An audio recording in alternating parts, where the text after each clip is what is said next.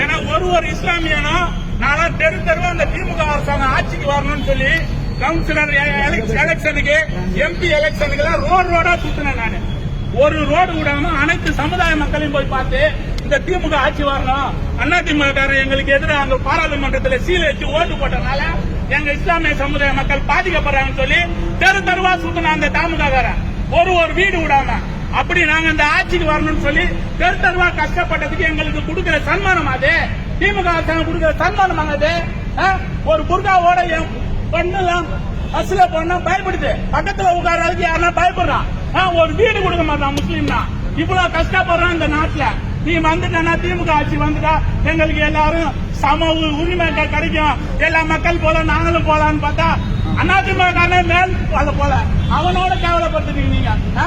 இதுக்கு மேலன்னா இந்த அரசாங்கமும் சரி இந்த அரசும் சரி இஸ்லாமிய மக்களை